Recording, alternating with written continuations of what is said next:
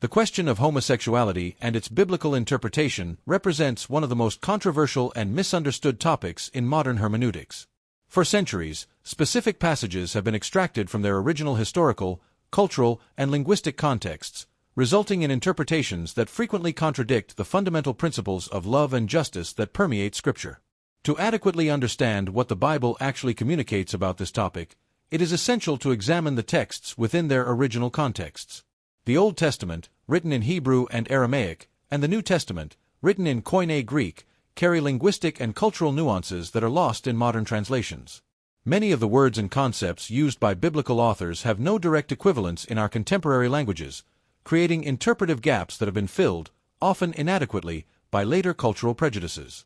The most frequently cited Old Testament passage, Leviticus 18 verse 22, uses specific Hebrew terms that deserve careful analysis. The word toeva, translated as abomination, carries a broader meaning related to ritual impurity and pagan practices, not necessarily absolute moral condemnation.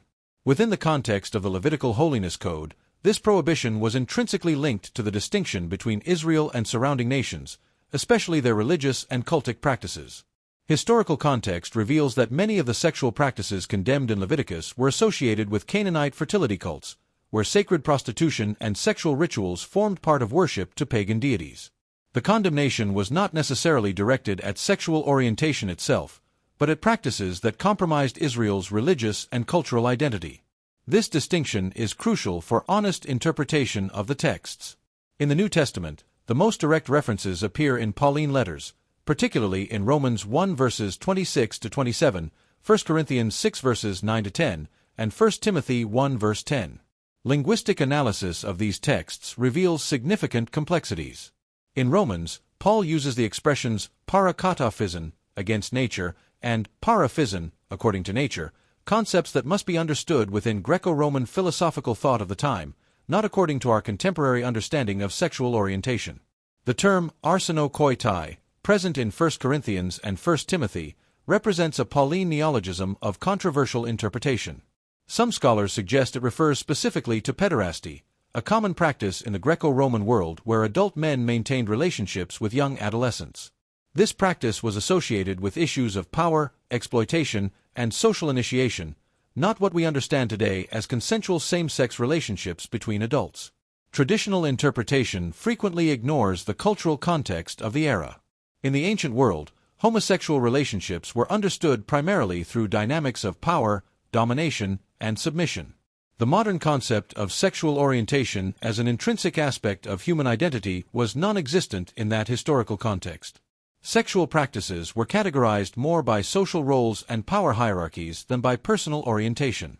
It is fundamental to recognize that Jesus Christ, the central figure of Christianity, never directly addressed the question of homosexuality.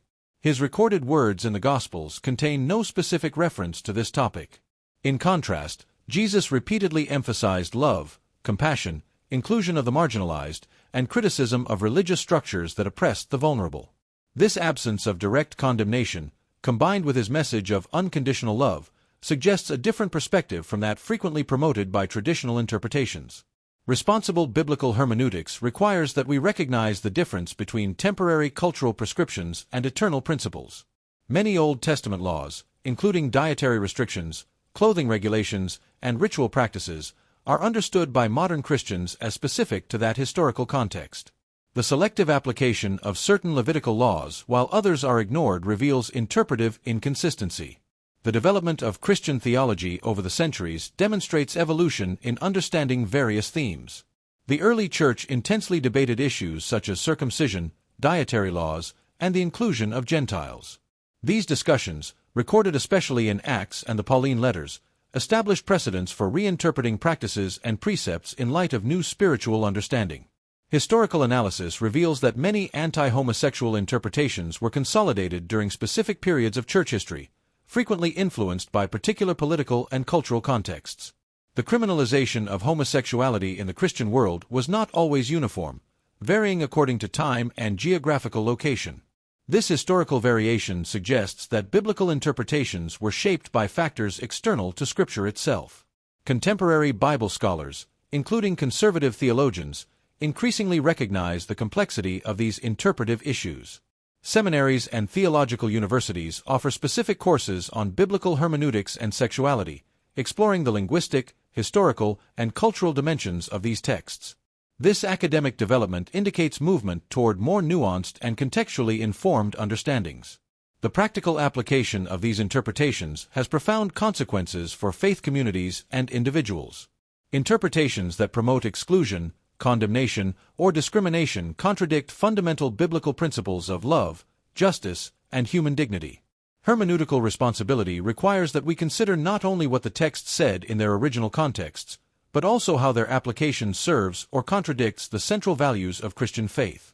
Many Christian denominations have re-examined their positions on sexuality and sexual orientation, resulting in significant changes in policy and practice. These changes do not represent abandonment of biblical authority, but rather more careful and contextually informed application of hermeneutical principles. The process demonstrates that Christian faith can evolve in its understanding without compromising its theological integrity. The diversity of interpretations within Christianity itself evidences that no universal consensus exists on these themes. Sincere Christians and competent scholars arrive at different conclusions based on the same biblical texts. This diversity suggests that the issue is more complex than frequently presented, requiring humility and respectful dialogue between different perspectives. The testimony of homosexual Christians throughout history, including clergy, theologians, missionaries, and community leaders, offers important perspective for this discussion. Their experiences of faith, service, and contributions to Christian communities challenge interpretations that categorically exclude people based on sexual orientation. The fruit of their lives and ministries suggests that sexual orientation and genuine faith are not mutually exclusive. The role of translation in shaping interpretation cannot be overstated. Many modern Bible translations reflect the theological biases of their translators and the cultural contexts in which they were produced. Words like homosexual in some English translations represent anachronistic insertions, as this term was not coined until the 19th century. More accurate translations might use terms like male shrine prostitutes or those who abuse themselves with men, which better reflect the original contexts. Scientific understanding of human sexuality has evolved dramatically since biblical times. Modern psychology and biology recognize sexual orientation as a natural variation of human sexuality, not a choice or moral failing. This scientific consensus provides important context for biblical interpretation, suggesting that passages traditionally used to condemn homosexuality may have been addressing different phenomena entirely. The lived experiences of LGBTQ+ Christians provide valuable insights into the relationship between faith and sexuality. Many report experiencing their sexual orientation as part of their God-given identity, not as something chosen or changeable. Their testimonies of answered prayers, spiritual experiences, and fruitful ministries challenge interpretations that view homosexuality as incompatible with Christian faith. Pastoral care considerations also inform this discussion. Mental health professionals have documented the psychological harm that can result from religious rejection of sexual orientation. Suicide rates among LGBTQ+ youth from religious families are significantly higher than among their peers. This reality raises serious questions about interpretations that prioritize doctrinal positions over human welfare. The global nature of Christianity today brings diverse cultural perspectives to biblical interpretation. Christians in different cultures may understand sexuality and relationships differently, based on their own cultural contexts. This diversity suggests that Western interpretations of biblical sexuality may not be universally applicable or authoritative. Progressive theological movements within Christianity have developed sophisticated theological frameworks for understanding sexuality and faith. These include theologies of embodiment, creation spirituality, and liberation theology that view human sexuality as part of God's good creation. Such approaches offer alternative interpretive frameworks that remain faithful to biblical authority while affirming sexual diversity. The ecumenical movement has also contributed to evolving understandings of sexuality and faith. Dialogue between different Christian traditions has revealed that attitudes toward homosexuality are not uniform across denominations or cultures. This diversity suggests that the issue is more complex than often presented and requires ongoing dialogue and discernment. Historical examples of interpretive change within Christianity provide precedent for evolving understanding of biblical texts.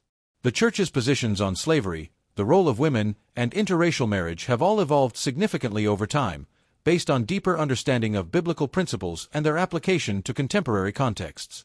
These precedents suggest that similar evolution regarding sexuality may be appropriate. In conclusion, what the Bible actually says about homosexuality is considerably more complex and nuanced than simplistic interpretations suggest.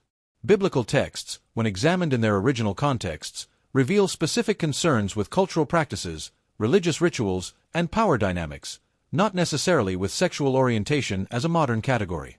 Hermeneutical responsibility requires that we recognize these complexities, applying biblical principles of love, justice, and human dignity in our contemporary understanding of human sexuality.